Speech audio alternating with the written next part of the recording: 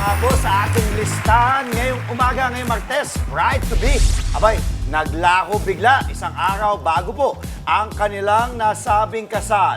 Mula sa wedding gown, lechon, giveaways, Bible at maging ang sasakyan. Pero ang bride to be na si Shera, 5 araw nang walang paramdam.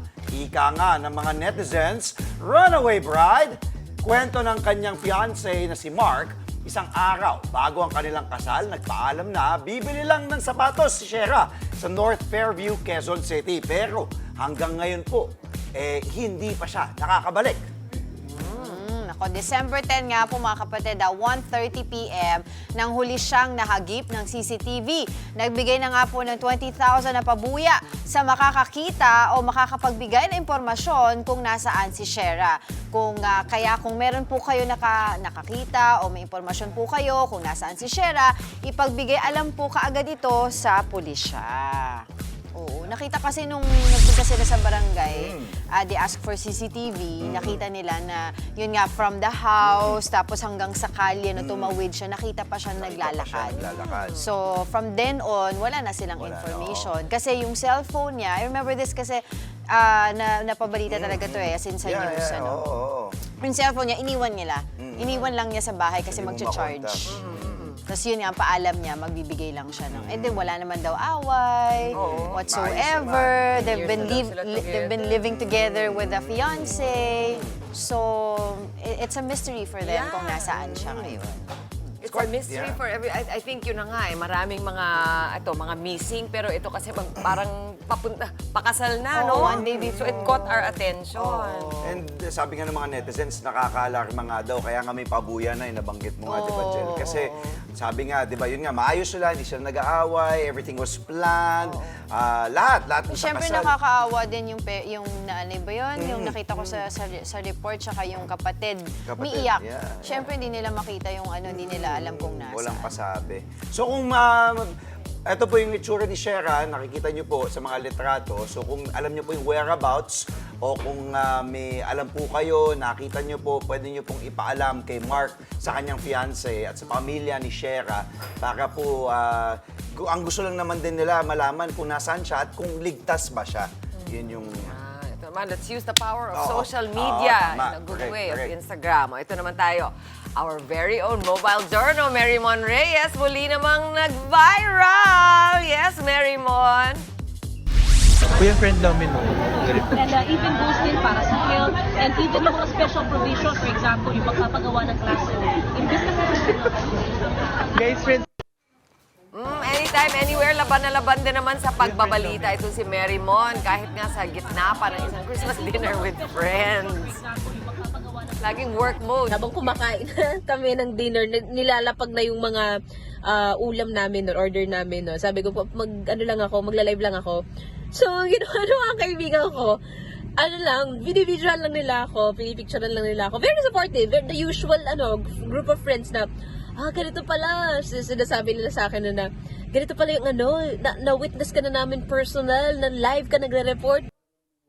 Kinabahan pa nga daw siya dahil ang mga staff ng restaurant kumanta pa raw ng happy birthday sa katabing table mismo nila habang siya ay nagre-report. Ayan, umani naman ang magagandang komento ang video. Sa ngayon nga, meron ng 1.5 million views at 155,000 likes ang nasabing TikTok video. Yan, instant viral. Bagay na hindi naman inasahan ni Mary Mon na dati na rin nag-trending at tinawag na transition queen. So, nothing's really stopping me or anyone as long as ito yung commitment natin. Syempre, talaga, no? Kikit talaga niya. talaga ako sa inyo. Kasi syempre ako, hindi naman ako news anchor. Kumbaga, hindi ako talaga journo. So, natutuwa ako kapag I see people talaga in the line of their jobs understanding the assignment. Kasi lahat naman talaga yan ay nangyayari, di ba? Kumbaga, parang pag sa artista, pag ikaw tinawag ka, tinake ka na, kailangan, on ka, ready ka. Yes, correct. Pero sa inyo, I don't think it's ever off. Parang kahit totoo saan yan. kayo, may commitment Totoo. kayo sa sambayanan to really Yes. report what you are seeing as you are seeing. Ika nga, di ba, hindi natutulog ang balita. Oo. So, ang daming nangyayari. Kaya parang sinabayan nyo na no? Walang tulugan. Walang tulugan. Walang tulugan. Kasi di ba, ang daming nangyayari. Kapag tinatanong nga, kailan ang bakasyon nyo? Wala. Kahit Holy Week, di ba? Actually, the more na may mga pangyayari, Kailangan- the more na kailangan nagtatrabaho kayo. The more ka kailangan magbantay. Oo. And kagaya niyan, nalalaman natin, lalo pagkapaskuhan, parang ang dami-daming nangyayari. Totoo, totoo. Left and right, no? Yes, at sa inyo Yes. pa man din, walang pili ang balita. O, merong na-aksidente, merong magandang balita, merong Lahat. traffic, merong binabantayan ng mga korap. O, di ang dami, di ba? Kailangan yung gawin. Totoo Kahit ka yan. sports SEA Games, Yan ang dapat UAAP. bantayan, Hindi, yung mga ang daming nga nangyayari. Si Merrimon, di ba? Nakakatuwa ni Merrimon. Kasi ikaw, ilang beses mo. Okay na si Mary mo, na best ko na nakasama yan sa field. field, Napakasipag din na ano yan. Pagkasama mo yan talagang ang tawag dito, matutuwa ka sa kanya. Kasi akalain mo na hindi siya yung, kasi Mojo siya eh. Mojo, yes. Mobile Journal, yung kakagraduate lang niya, I think 2-3 years Yeah. ago. Cellphone So parang lang. akala mo veterana na, magaling yan si Mary. Pati cellphone lang, di ba, Jel? Walang, Oo.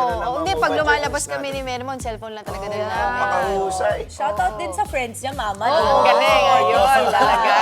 Kaya nandun Very yung proud storya. sila. Yes. Actually, yung storya niya nandun sa Friends. Sa Friends. Yun ang nag-viral. Yun yung nag-viral. Yun ang nag-viral. At maganda Galing. ron na idamay na rin yung interview niya talaga. Kasi syempre, di ba, kung ano man yung pinag-uusapan nila doon, damay. O, eto pa po ang huli sa ating listahan this morning. Sandro Mula, officially a world record holder matapos kumasa sa bungee jump sa Macau Tower.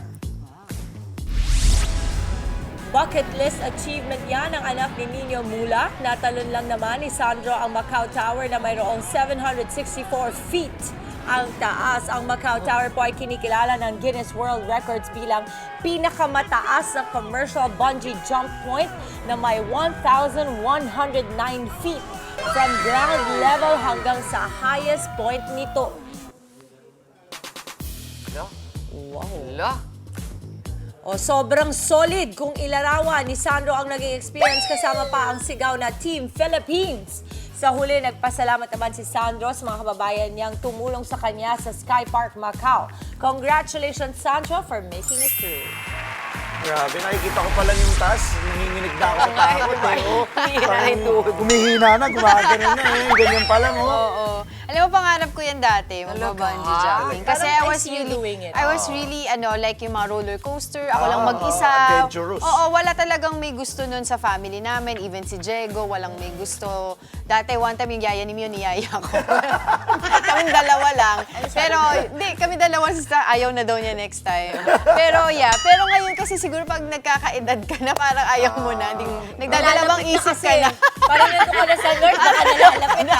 Parang, I don't wanna test the diba? Hindi ka kasi Push the pagbata. envelope. Di ba, mama, pagbata kasi mo, siguro naman, Lord, di mo naman ako nililip. Totoo. Pero pag Yun. medyo 40 ka na, Real talk yan. Oo, Real nagdala talk. ka na. Naku, Lord, teka lang. Kahit You ako don't nung wanna college test the o high eh. school, di ba? Yung tipong kahit ilang roller coaster ka, o bungee jumping, o talon, skydiving. Yan, oo. Diving sa tubig. Saya. Pero pag tumanda ka na, malapit ka na sa deadline eh.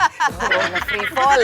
Pero congratulations. Congrats, Sandro, ha? Congratulations sa'yo. Lakas ng loob mo. Mga kapatid, Dimples Romana po, maging maalam at may pakialam sa mga napapanahong issue at headlines. Mag-follow na po at subscribe na sa social media pages ng News 5.